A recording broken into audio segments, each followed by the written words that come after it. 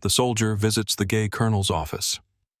A soldier, a colonel, a place where discipline rules and secrets are buried deep. He thought he could keep his emotions under control, but when duty and desire collide, some lines can't be ignored. Tonight, in the colonel's office, everything will change. Before we begin, make sure to subscribe to the channel, like this video, and turn on notifications. This helps us bring more intense and gripping stories like this to you. Now, let's begin.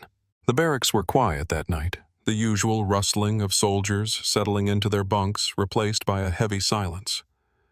Outside, the wind howled through the base, rattling the loose metal panels of the training grounds. Inside, I sat on the edge of my cot, staring at the floor, my boots planted firmly on the cold concrete. I shouldn't be thinking about him, but I was. Colonel Nathaniel Hayes. The man who commanded respect with nothing more than a glance. The man whose voice was deep and steady, never rising in anger, yet always carrying enough weight to make everyone around him fall in line.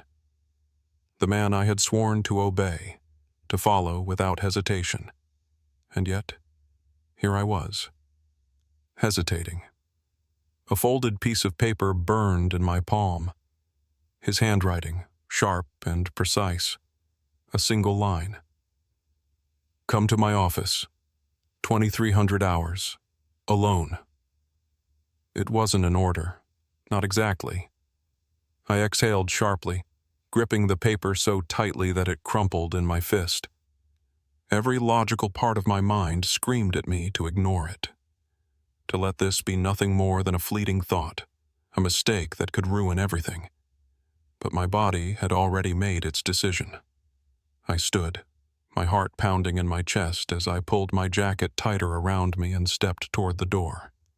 The moment I pushed it open, the cold night air hit me, but I barely felt it.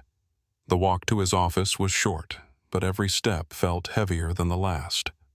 The base was mostly deserted at this hour. Only a few sentries making their rounds, their boots echoing in the distance. I kept my head down, my fists clenched at my sides.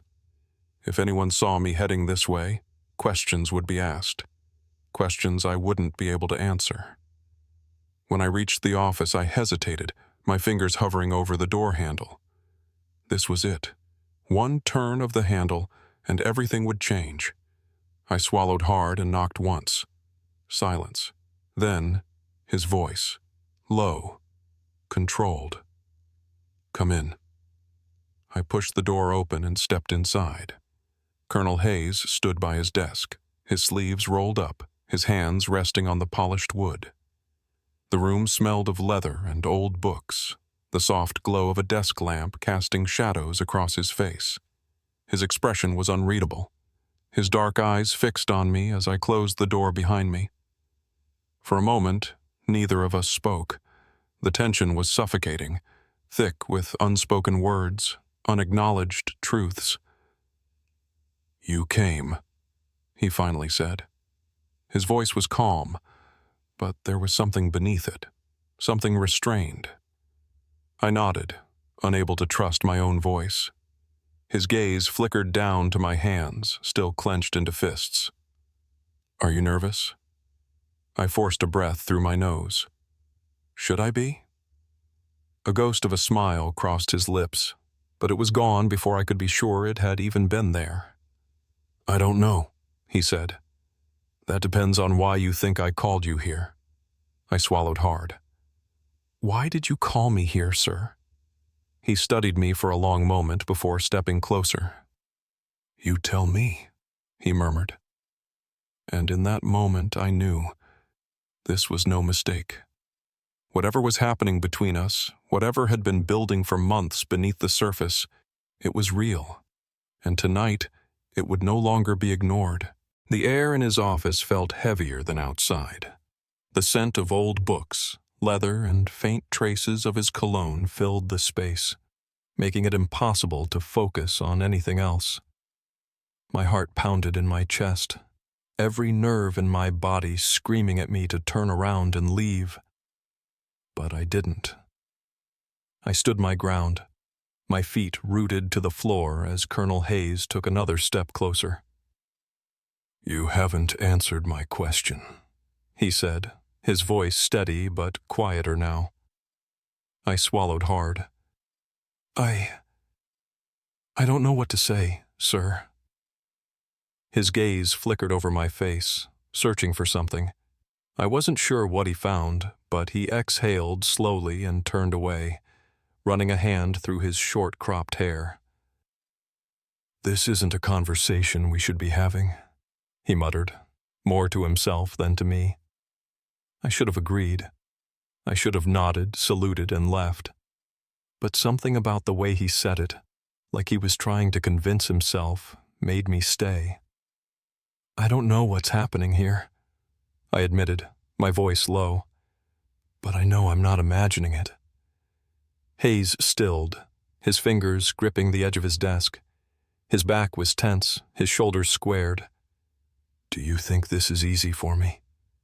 he asked, his voice barely above a whisper. I blinked. "Sir?" He turned then, his dark eyes locking onto mine. "You're a soldier. You follow orders. You know what this place is, what it demands." His jaw tightened. "And so do I." I clenched my fists at my sides. "I never asked for this, Colonel." His eyes darkened slightly at the formality, and something flickered across his face. Regret? Frustration? "I know." His voice was softer now, almost resigned. I took a slow step forward, my pulse hammering. "But that doesn't change what's happening between us." A muscle in his jaw twitched, but he didn't deny it. The tension in the room was unbearable, crackling like a live wire. Then, just when I thought he would push me away, he exhaled sharply and shook his head. "You're making this difficult," he murmured. I let out a short, humorless laugh. "Likewise." For a moment there was nothing but silence. Then he stepped closer. Too close. I could see the hesitation in his eyes, the way his body fought against his own instincts, against every rule we had sworn to follow. "This can't happen," he said, but his voice lacked conviction. I could have walked away. I should have. Instead, I whispered, "Then tell me to leave." Hayes clenched his jaw, his breath uneven now. He didn't move. He didn't say a word. And that was answer enough. Slowly, carefully, I lifted my hand, letting my fingers brush against his wrist. His pulse was fast, his skin warm beneath my touch. He didn't pull away. The weight of everything, the risks, the consequences, pressed down on us, but in that moment, none of it seemed to matter. Not when I was standing here, looking at him, seeing the same conflict in his eyes that burned inside me. And then, in the smallest of movements, he leaned in. It wasn't much, just a shift, just a breath between us. But it was enough. Enough to make me realize that whatever this was, whatever lines we were crossing, we weren't stopping now. Neither of us moved for a long moment. The space between us felt fragile, like the slightest shift could shatter whatever unspoken thing had formed here tonight. My pulse was so loud in my ears I could barely hear my own breathing. Colonel Hayes didn't step back, but he didn't close the gap either. Instead, his hand, the same hand that had signed orders, that had held command over an entire battalion, twitched at his side. He was at war with himself, and for the first time since I had met him, he looked uncertain. "This is reckless," he finally said, his voice quieter now. I swallowed hard. "I know." His eyes flickered down to where my fingers still barely touched his wrist. A single point of contact, and yet it felt like it held the weight of something massive, something irreversible. "This isn't something I can afford," he murmured. I felt my stomach tighten. "I get it," I said, even though I didn't want to. "You have a career, a reputation. If someone finds out—" "They won't," he cut in. His voice was sharper now, more controlled, but his body remained where it was, close. I studied his face, the tension in his jaw, the way his breathing had changed. There was something underneath all that control, something breaking. "Then why are you fighting this?" I asked. His lips parted slightly, as if he had a response ready, but nothing came out. Because there was no answer. Because whatever this was, we both knew it had already gone too far. The silence stretched, heavy and unrelenting. And then, without a word, he closed the distance. It wasn't desperate. It wasn't rushed. It was slow, deliberate. The way his hand lifted, hesitating for only a second before resting against my jaw. The way his fingers pressed, as if memorizing the shape of me, as if grounding himself in this moment. I barely had time to exhale before his lips met mine. It was soft at first, careful, testing, a slow unraveling of restraint that had been held too tightly for too long. Then, something cracked. His other hand found my waist, pulling me in, and suddenly I wasn't standing on solid ground anymore. The heat of his body, the quiet, restrained sound that escaped from the back of his throat, it was all consuming. It sent a shiver down my spine, sent every warning I'd ever told myself about staying away from him straight to hell. I responded before I could stop myself. My hands fisted in his shirt, pulling him closer, meeting him with the same intensity that had been burning inside me since the first time he'd ever looked at me too long. For a moment, the rest of the world didn't exist. There was no base, no ranks, no rules. Just this. Just us. Then, as suddenly as it had started, he pulled away. His breathing was uneven, his forehead pressing against mine as if the world had just tilted beneath him. His grip on me lingered, but his hands were trembling. "This is a mistake," he whispered. I closed my eyes, my own breath still shaky. "Then why does it feel so right?" His silence was the only answer I needed. The room felt different now. The air between us had shifted, thick with something we couldn't name, something we weren't supposed to feel. His forehead still rested against mine, our breaths mingling in the silence, but reality was creeping back in. Colonel Hayes exhaled sharply and took a slow step back. The absence of his warmth hit me immediately, like stepping into cold air after being wrapped in heat for too long. "This shouldn't have happened," he said, his voice tight, controlled. I clenched my fists at my sides. But it did. He looked at me then, really looked at me, his dark eyes scanning my face like he was searching for a way to undo this. Like if he found the right words, the right excuse, none of this would matter. But it did. "We're soldiers," he muttered, turning away, running a hand over his face. "There are rules." "I know," I said. My voice was quieter now. "But tell me you don't want this, and I'll walk away." His entire body tensed. I waited. Seconds stretched like an eternity. He didn't move, didn't speak. The only sound in the room was the rhythmic ticking of the clock on his desk. Then his fingers curled into a fist. "I can't," he admitted, almost too softly to hear. A breath I didn't know I was holding left my chest, but before I could say anything, something shattered the moment. A knock at the door. Sharp, loud. I froze. Hayes stiffened, his eyes darting to me, then to the door. "Sir?" A voice called from the other side. It was another officer, one of his subordinates. "Captain Reynolds needs to speak with you. Urgent matter." I swallowed hard. Hayes's entire expression shifted in an instant. The colonel was back, the careful, composed version of him. He straightened his uniform, smoothing out the wrinkles like nothing had happened, like I hadn't just been in his arms, tasting the very thing we weren't allowed to have. He turned toward me, his voice low and sharp. "You need to leave, now." I didn't argue. I knew what was at stake. I nodded once, backing toward the side door, the one that led to the corridor no one used at this hour. My hands still tingled from where I had touched him, my lips still burned with the memory of his, but I forced myself to move. Before I slipped out, I looked back at him one last time. His jaw was tight, his hands clenched into fists, but his eyes told a different story. He wanted me to stay, but he couldn't say it, so I left. The second I was outside, the cold night air hit me like a slap. My heart was still racing, my mind spinning. I had made a mistake. Or maybe I had just started something I couldn't stop.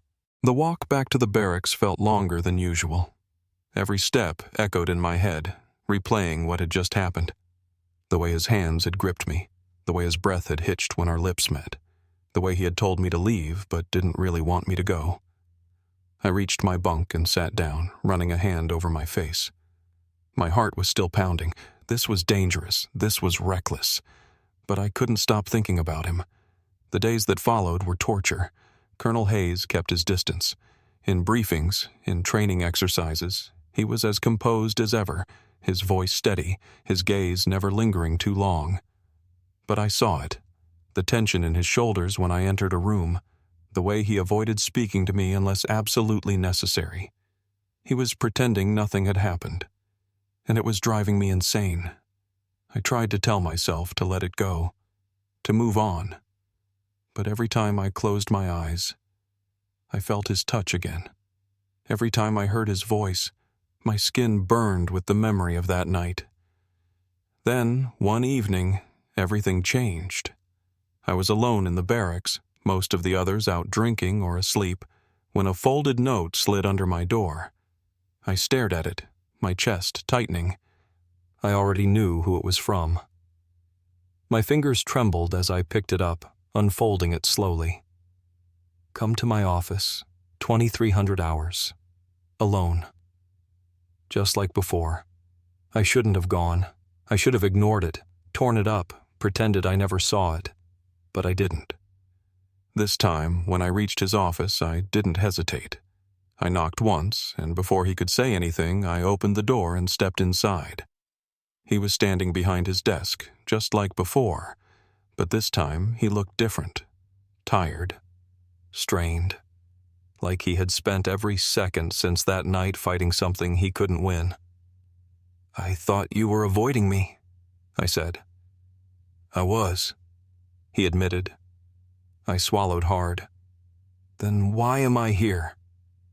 Hayes exhaled, running a hand over his face before finally meeting my gaze.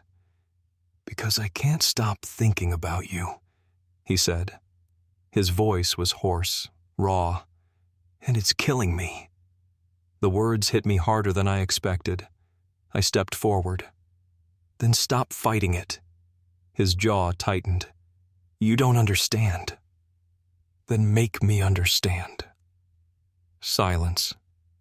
Then, in one swift move, he was in front of me, gripping my face in his hands, his eyes dark with something dangerous. "This is going to destroy us," he whispered. I barely had time to breathe before he kissed me. This time it wasn't slow or careful. It was desperate, hungry, like he was making up for every second we had spent apart. I didn't care about the consequences anymore. I didn't care about the risks. Because in that moment, he was mine, and I wasn't letting go. The moment his lips met mine, everything else faded. No rules, no ranks, no fear, just this. Just us. His hands were firm against my face, his breath warm and uneven as he pulled me closer. There was no hesitation this time, no careful restraint. Whatever walls had been there before had finally crumbled. I felt his grip tighten, like he was afraid I'd disappear if he let go. But I wasn't going anywhere. Not now. I kissed him back just as fiercely, my hands finding his waist, his back, anything to hold on to. A quiet sound escaped from him, a sound of frustration, of surrender. Like he had been fighting this for so long that letting go felt like drowning. And I was right there with him. Then, just as suddenly, he broke away. His forehead pressed against mine, his breaths coming hard and fast. His fingers still cradled my face, but I felt the hesitation creeping back in, the fear. "This is insane," he murmured. I swallowed hard, my own breath unsteady. "I know." He pulled back just enough to look at me. His expression was unreadable, torn between everything we wanted and everything we couldn't have. "I can't protect you from this," he said, his voice quieter now. I studied him, trying to understand what he was really saying. "If anyone finds out—" I cut him off before he could finish. "I don't care." His eyes flickered with something, anger, maybe, or something closer to desperation. "You should," he said, his voice sharp now. "You have a future ahead of you, a career. Do you really want to throw that away?" I clenched my jaw. "Are you trying to push me away?" He let out a breath, his fingers tightening against my skin for just a second before he forced himself to let go. "No," he admitted. "I'm trying to save you." The words made my stomach twist. "You think this is only going to ruin me?" I asked, stepping closer. "What about you?" He let out a bitter chuckle. "I'm already ruined." The way he said it wasn't dramatic, wasn't self-pitying. It was just a fact. A truth he had accepted long before this moment. I shook my head. "That's not true." His eyes darkened. "You don't know what I've done." Something in his voice sent a chill through me. "What do you mean?" I asked carefully. He hesitated. Then, finally, he turned away, running a hand through his hair. "This isn't the first time," he admitted. The words hit me like a punch. I swallowed hard. "You've done this before?" A long silence. Then, barely above a whisper, "Yes." I stared at him, waiting for an explanation, but he wouldn't meet my gaze. And suddenly, everything made sense. The guilt, the hesitation, the way he had been fighting this from the beginning. Because this wasn't new for him, because he had already lived through the consequences once before. I exhaled, taking a slow step forward. "What happened?" He still wouldn't look at me. "It doesn't matter." "Yes, it does," I pressed. "Tell me." His fists clenched at his sides, and when he finally turned, there was something raw in his expression. "He wasn't strong enough," he said, his voice hollow. "He couldn't handle it." I felt my stomach twist. "And?" Hayes let out a slow breath. "And he ended up ruining his own life, his career, everything. And I couldn't do a damn thing to stop it." I swallowed hard, the weight of his words settling deep in my chest. "This is different," I said. He shook his head. "No, it's not." I reached for his hand, gripping it tightly. "I am strong enough." His eyes met mine then, and for the first time I saw something break inside him. "I don't want you to have to be," he whispered. I squeezed his fingers. "It's too late for that." Silence. Then, finally, he let out a breath and nodded. A decision made, a war lost. But before either of us could say another word, there was a knock at the door. We both froze. Hayes straightened immediately, his hand slipping from mine, his expression snapping back into the unreadable mask he always wore. The knock came again, louder this time. A voice followed. "Colonel, we need you in the command center. Now!" I could barely breathe. Hayes hesitated for only a second before stepping back, running a hand down his uniform, erasing any trace of what had just happened between us. "This conversation isn't over," he said. I nodded, my chest tight. Then, without another word, he turned and opened the door. The second he stepped out, it was like nothing had ever happened, like we were just two soldiers, like I wasn't completely, helplessly in love with him. And as I watched him walk away, I had a terrible feeling that this story wouldn't have a happy ending. The next few days passed in a blur. Colonel Hayes and I fell back into routine. Briefings, drills, orders given and followed. If anyone noticed that something had changed between us, they didn't say a word. But I felt it. Every time our eyes met across the training grounds. Every time he spoke my name with just a little too much restraint. Every time his fingers lingered a second too long when he handed me a report. We were careful. We had to be. But the weight of what we had built in secret was crushing us both. Then, everything fell apart. It happened fast. Too fast. An inspection team arrived at the base. Higher-ups, officers who knew Hayes from years ago. And just like that, the whispers started. I heard my name spoken in hushed conversations. Felt the stares in the mess hall. Something was wrong. And then I got the call. "Report to the colonel's office immediately." I didn't hesitate. When I got there, the door was already open. Hayes sat behind his desk, his hands clasped tightly, his face unreadable. But his eyes told me everything. This was bad. "Close the door," he said quietly. I did. For a moment, neither of us spoke. Then, in a voice that barely sounded like his own, he said, "They know." The words sent ice through my veins. I swallowed hard. "Who?" Hayes exhaled slowly. "It doesn't matter. The investigation has started. Someone reported seeing us. There's no way out of this." Panic crept into my chest. "What are they saying?" He looked away. "That I abused my position. That I took advantage of you." My stomach twisted violently. "That's not true," I said, my voice sharp. "I know," he muttered. "But that's not the point." I took a step forward. "Then what is the point?" Hayes finally met my gaze, and for the first time I saw fear in his eyes. "I can take the fall," he said. I felt my breath leave my body. "What?" He leaned forward, his jaw tight. "If I resign, if I say this was a mistake on my part, they'll let you walk away. Your record stays clean. Your career stays intact." "No."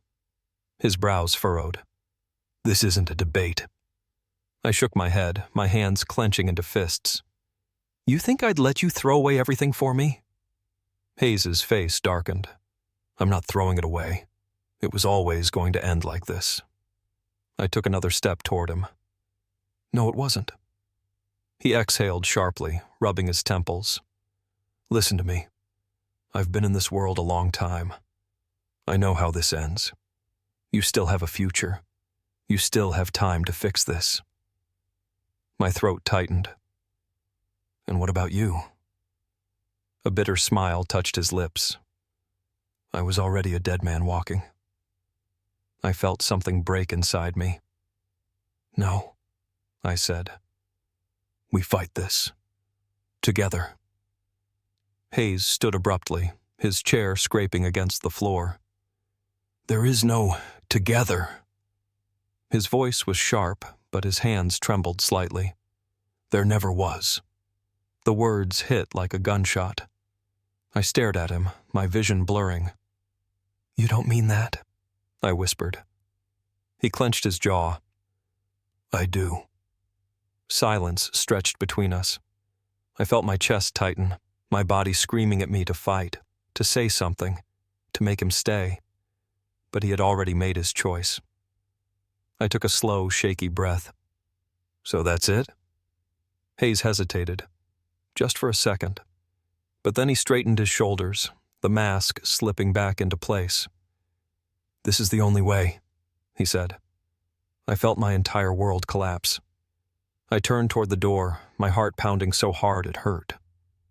My hand hovered over the doorknob. Then, without looking back, I asked, "Was it real for you?" A long pause, then barely above a whisper, "Yes." I squeezed my eyes shut. And then I walked away. I never saw him again. Days later, the official statement came. Colonel Nathaniel Hayes had resigned from his position, effective immediately. No explanation, no farewell, just gone. And as I sat in the barracks, staring at the empty space where he used to stand, I realized something. He thought he was saving me, but he had broken me instead.